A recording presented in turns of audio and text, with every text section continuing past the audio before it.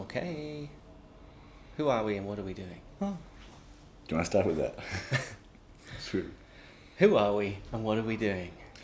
I'm Dre. I'm John. And we are Voices in the Dark, I think. Yes, we are. Pretty sure. And it's 2018. And so we wanted to create for you a little New Year's special. Last year we were in Edinburgh recording our kind of review of the year. And this time around we are in London with an incredibly sexy, new, amazing camera filming us. So if you're only listening to the audio, come over to Facebook or voicesinthedark.world because we look fine. Super good. Super good with this camera lens. So at this time of year, everybody is like their internet interactions are just covered, doused in New Year's resolutions. Or going, I'm not going to do resolutions this year. Because I am a strong, independent black woman, and that's not what I do. And so I had some thoughts about this, and then I saw that Corey Allen had kind of got the phrase exactly what I was trying to kind of capture, which is not New Year, new you, New Year, real you. And the idea at the core of that is that if you start saying like New Year, new you, it's like, well, you're saying that the you that already exists, the old you, is no good. You're just going to throw that out the door and just need to be someone totally different. Well, that's dumb and isn't going to work. And it's this kind of aggressive act against yourself, which is cruel and harsh in various ways. So I wrote a little piece that we'll put a link to in the episode notes saying, well, what about New Year's dissolutions instead? And partly just because I like the sound of it, but also I think there's something of worth in there that if there are habits and tendencies, behaviors and so on that you don't like, and mostly when we say we want to do something new, it's because we don't like something about what currently is. So you can't really just say, oh, I don't like my arm, I'm going to cut it off. You're going to need to accept where it is and then do something about that arm if you want to go to the gym or whatever. And the idea of dissolving that I'm suggesting is that if you take a substance and you dissolve it, you break down its mass and then it filters into and is absorbed into the greater whole. It's no longer just sitting there as this like clump of obstruction, but you need to start with where you are with any change because there's nowhere else to start. And you need to accept those things, even if you want them to be over, and like trauma, like some past experience you want to get by, you have to begin by accepting that that's what happened, and now you can begin to take it in new directions by relating to it differently. Make sense? Yeah. Is that the end of the episode? No, I don't think so. It's interesting. I mean, framing is so important, but some of the mental gymnastics people do when really it's just about what can I try to do a little bit better this year? Yeah. But then it becomes associated with sort of a self-inflicted, like, I have to do it because there's something wrong with me. And like, yeah. So then you have to reset it by doing something like this. And it's a little bit convoluted sometimes. I just like to think of it as, what do I upgrade? What pieces of software can I patch this year? Yeah, but when you start just patching, often it's better if you just do an uninstall and reinstall. But that sort of feels like that violence against yourself, but if you like clean the whole system. I guess it's more like maybe you go to, rather than saying patching, maybe you go to try and go to version 2. Yeah, like, John 2.01. 2018 2.01. And if you look at the, I don't know if you know, software updates tend to have like a sheet with all the changes and fixes. Yeah, and you can say what it is, and then eating too much cake fixed. Give that to your friends.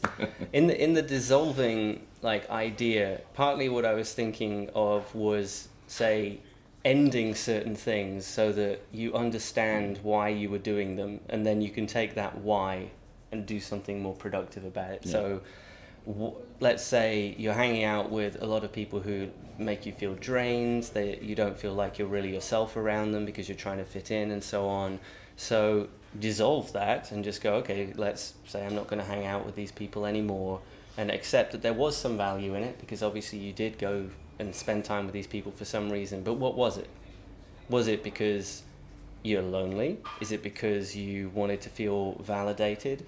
And does that lead you to realize that you're just not feeling okay in yourself? And if you're not feeling okay in yourself, you can't top that up with other people telling you you're okay, because then they can pull the plug at any time. And then you're just dancing around on their puppet strings, whether you realize or not. So if the why is ultimately, in that case, I don't really feel very good about myself, okay, so what would be some things that would make you feel better? Maybe be doing things for yourself, starting a new hobby. So now it sounds like a New Year's resolution, I'm going to do a new thing. But my idea is that you're beginning with why, and you accept that it's because I'm unhappy about something in myself. And okay, I'm going to do this positive thing for myself. Positive, positive, positive. Not, I hate who I am, I hate my situation, fuck this shit. Does that make sense? No, I get it. Like, I totally get it. And it is important to build good mental habits around the associations of our behaviors. We imbue, almost all of us imbue emotion and past, what's the word I'm looking for? Past experience, past trauma? I guess so. Past there's a joke around that I'll tell you later. No, not a joke around past. So when someone says, what's the word I'm looking for, from now on, just say, motherfucker. I'll explain why at another point in time. Anyway, so yeah, we imbue those past experiences and things into decisions and behaviors that we have without really realizing it. So, if we do New Year's resolutions, we associate that with, like the way that our auntie something or other used to like tell us that we should like get skinnier or something. Like it gets linked to previous experiences, it gets linked to internal emotions and behaviors, and then it's more than just I'm going to eat less cake. It's I hate myself, and whenever I hate myself, it makes me think of this, and I do this. Like it's just a whole mess. And so being aware that that's what you are doing then can depower it. Yeah, getting in touch with those memories and like various scales of trauma. And it doesn't matter if, you don't need to have been in a war zone to have been traumatized. You've all got some sort of trauma going on. But until you can break it down and understand those links, associations, you don't really know why you want to do the thing. Why, like, say, the way that you get somewhere, anywhere, is really, I think, defined or heavily colored by the route that you take. So you could take, like, the highway and get somewhere, but what if you went the scenic route and arrived in a much sort of calmer, happier frame of mind? The way that you experience the journey and the way that you are when you get to the destination, you're like, oh, this is nice, I'm feeling better, I'm appreciating the beauty in things rather than just having been zooming. It came up in our interview with Philip McKernan, the whole, once you find your purpose, your gift, you need to pursue it, but sometimes you might realize that you're not on the correct road to get there. Like, it's still the right thing for you, but the road you're on to get there isn't the right road for you. And maybe you need to leave and see if another road opens up. And so to take the example that a lot of people have around the new year is, I want to go and get fit. Okay, so you could do that because you have no self-esteem and you hate yourself and you think that people are only going to value you because of how you look. Or you could do it because you want to feel strong in yourself and you want to feel happy about how you look doing it for yourself. And when you're doing it for yourself, that's a hell of a lot more fulfilling. And I'm not going to claim by any means that I don't. That's the principal reason I go, because I like how I feel by doing it. I like the mental discipline. I like how I feel in my body. Yeah. But I'm not going to pretend that there aren't also like elements of, oh no, I look shit and other people are going to think this, this and this. But that's the negative aspect that I don't want to be motivated by. That it's more like the background chatter that I try to filter and put to one side. Or dissolve would be a better thing to say. So there's quite a Buddhist aspect to this, which is that attempting to change doesn't mean developing yourself in any way isn't about saying I don't like who I am now. The idea is to befriend who you are already and compassionately move forward. I heard a pretty funny, cool thing the other day, that if you hear someone giving themselves negative talk, saying, oh, I suck at this, I'm no good at this, turn to them and go, hey, don't talk about my best friend that way. Don't talk about my best friend that way, because you could imagine instead if it was you talking to somebody and telling them that to them, like, you were this thing, that wouldn't be cool. If we spoke to our friends and the people we cared about the way we speak to ourselves, it would be... The friendship wouldn't last very long. It'd be the apocalypse. But I quite like that little... Yeah. What if it was a friend that you were talking to? Would you tell them, yeah, go to the gym because everyone hates how you look? I don't know, dear listeners. Is that how you roll? I hope not. No. I mean, some people are, and some people go looking for that. They look for the Dan Peñas of the world to motivate them. Mm-hmm. They want someone that is even more violently vitriolic than their own internal monologue to tell them they're cunts. Now, I don't ascribe to that method of improving yourself. I think that's kind of disturbed in a way. If you do well under Dan Peña's tutelage, you should probably go see a psychiatrist because there's deeper underlying issues, probably around your daddy, that you should solve. Period. I think that's our soundbite. We'll put that up on Instagram. Tweet it to Dan Peña. With people that I mentor or help out, I believe in the inverse approach. Because I know they're being horrible to themselves in their own head. Yeah. Like, I don't need to be the one telling them you're worthless. Like, why aren't you doing this? They're doing it inside their head. I do the opposite. I give complete understanding and nurturing so that they get that because they're not getting it from themselves. So someone that goes like, oh, like I failed again, maybe I'll never get this, like that's okay. What, like, blah blah blah. Like I'm not judging you. Like coming from a place of non-judgment, unconditional love, and just pure support. Like I'm here if you fail. I'm here if you succeed. If you want to talk, if you want advice, or if you want to listen, like to have someone like that in your life, I think is important. And so when someone needs help, that's where I try to be for them. Is there also a bit of a balance to strike, though, with more of the Philip McKernan bit where you do also say, you're lying to yourself, to somebody? Like, it's not out of a lack of compassion and care and understanding. It's also going, you need some clarity. So that is useful, but it has to be measured and metered. They might need that from somebody else. Mm-hmm.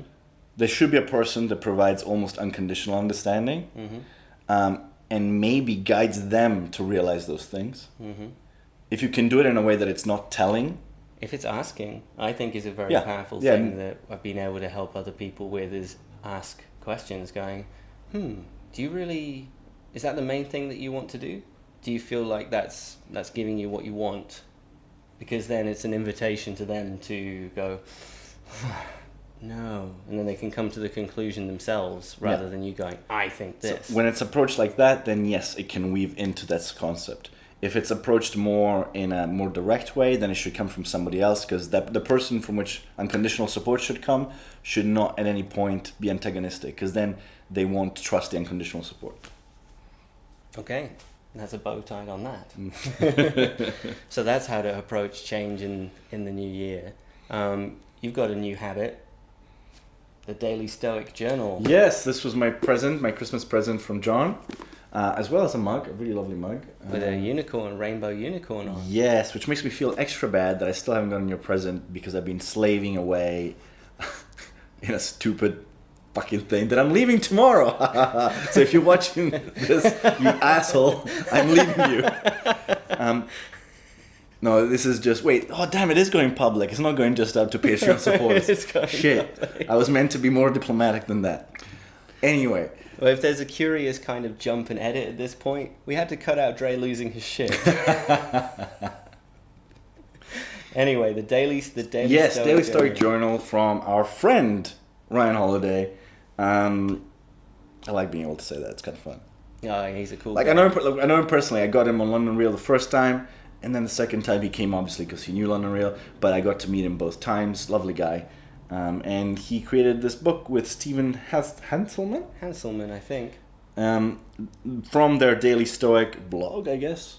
Well, so the Daily Stoic is a kind of blog. It's a daily newsletter where you get a bit of a reflection on Stoic philosophy. But last year, around the same time, they released the Daily Stoic, which is a series of extracts from Stoic writers day by day.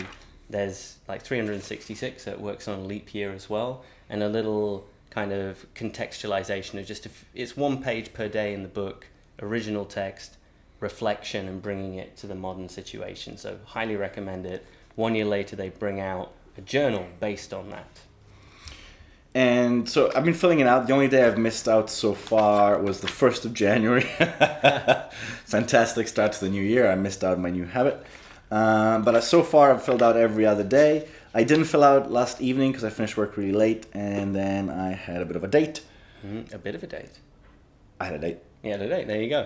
Which ended up being like, well, anyway, I was really tired after essentially working nonstop with the only day off being Christmas, from like 4 days before Christmas until yesterday, the 5th of January, working 17-hour days.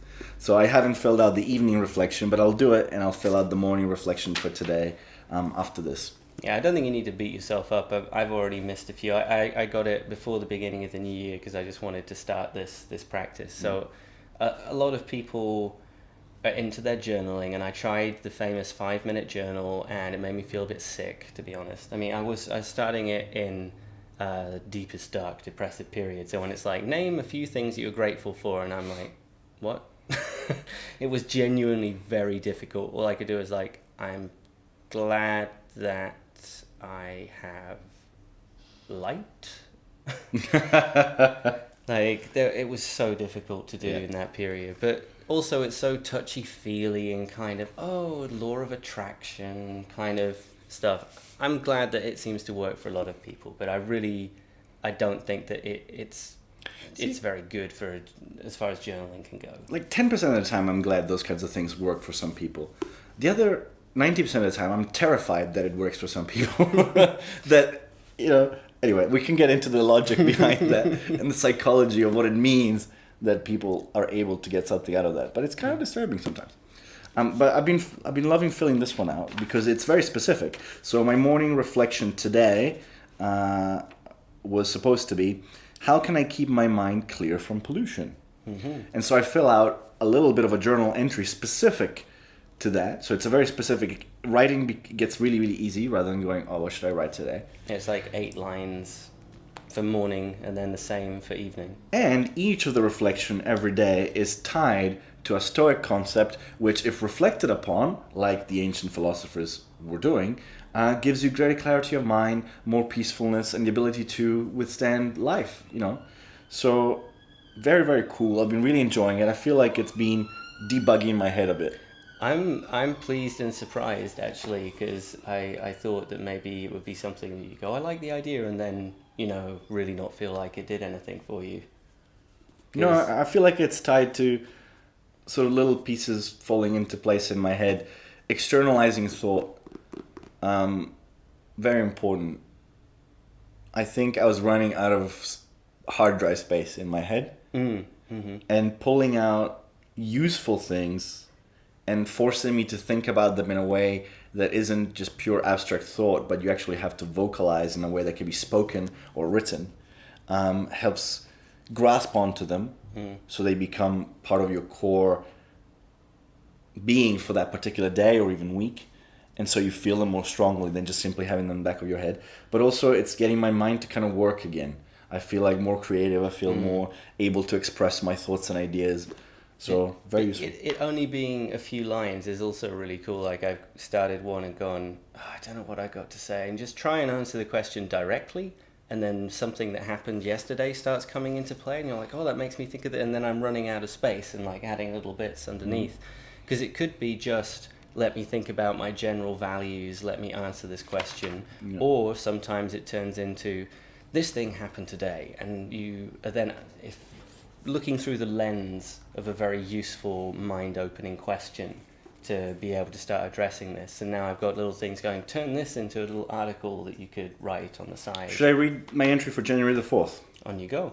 So my morning reflection, and I like this because of the difference between morning and evening. I really like also how it makes me realize how the same questions, the same vital questions of who am I can answer completely differently, depending whether it's morning or afternoon. It's incredible. And just a little side note to that, our friend Connor Moore, host of the Pleasure Monkey podcast, who we interviewed a while back. Go check that one out. Love Connor.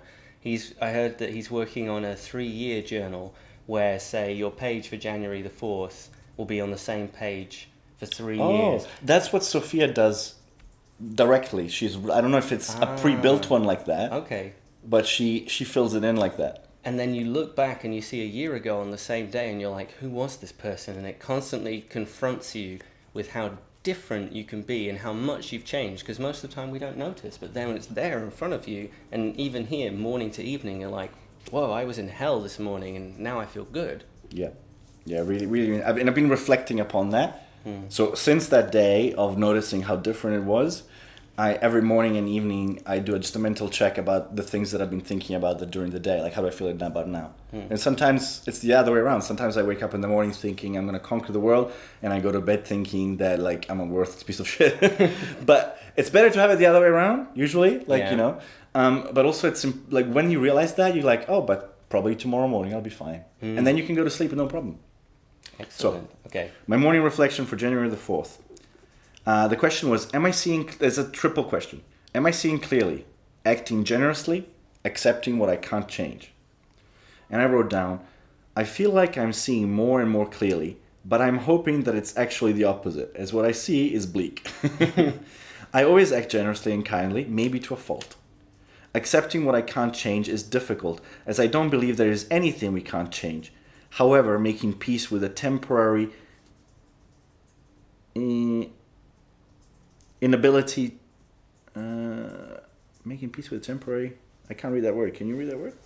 From your writing. With a temporary something inevitable? Looks like inevitable. With the temporarily unchangeable? Making peace with the temporarily inevitable, I do okay at, provided I don't desire a different outcome too greatly. So I don't accept the whole like accept what you can't change. We can change just about everything except the laws of thermodynamics, as far as I understand the universe. But some things might be too difficult to change, or maybe you can't change them right now, or you have to change yourself first. Yeah. And so I frame it that way. I don't like saying, oh, I can't change this, I should just accept it. But I prefer to think about it that way. But I was thinking about it in a very kind of like, I'm not sure about this in the morning. In the evening, I wrote, so weird how much difference a few hours makes. I feel like I see clearly now, and yet it means a completely different thing from the same words used this morning. I am always generous. I accept that which I cannot change by continuing the same strategies. You mean you couldn't change it if you kept doing the same thing? Yes, so I accept it. Like I accept that I cannot change that by doing what I'm doing. And I framed it that way, as opposed to the more convoluted way. So I do follow more closely the whole I accept that I cannot change it, but it's more, it is a clarification at the end. That I accept that I cannot change this by doing what I'm doing right now. And you realize something in the process of writing these things out. And it's fun also to look back and try and, like, whether it's handwriting or whatever, you realize you were just thought flowing, it was just coming out. It doesn't mean it's beautifully ready to be read aloud, but that's part of what I like, is it's just like, bah, get it out on the page, one thought leads to another, and, you know, it's only your future biographer is the one who's going to have to try and decipher. He's going to struggle with that word. I couldn't read it. I need calligraphy less. So I got a fountain pen at school in Italy. You from like the first or second year of primary, you moved onto fountain pens. Big time. I had that in Brussels when my family was there. And I wasn't very good at it ever. But since typing for the last 10 years and hardly ever writing with my hands, it's gotten worse. So I got myself a little calligraphy kit, and I've been trying to write, and it's horrifying. But I hope to get better. I think if you get a regular fountain pen, it'll be easier. Maybe, yeah. You know, it was when I came from like Belgium back to the UK, they took my pen away. They're like, no, you write in pencil. Fountain pens are for special things, and it was not special. It was the world's worst set of like shitty, gunked up, very old fountain pens that you were meant to write your best stuff in. I'm like, I'm very happy with the pen. No, not allowed. Okay. Thank you, Britain.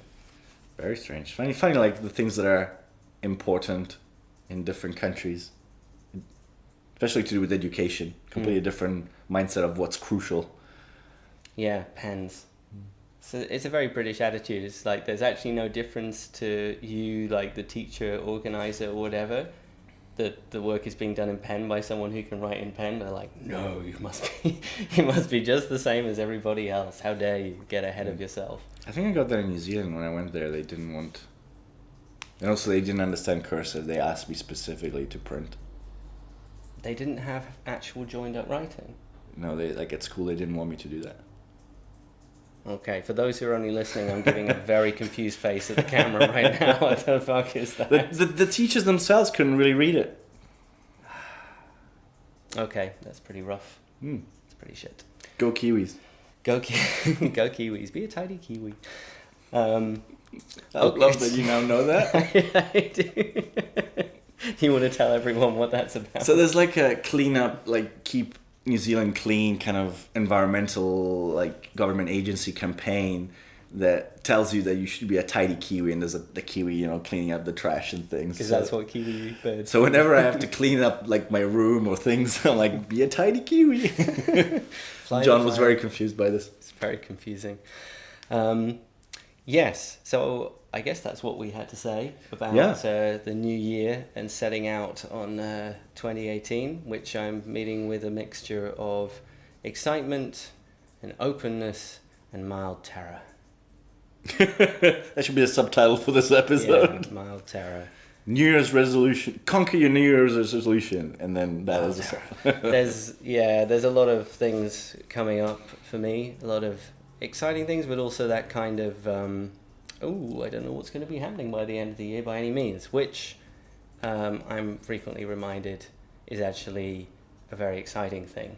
Doesn't mean that you're locked into something. It's rather there's the potential to do anything. So we've got some a new thing happening. We started Instagram, everybody.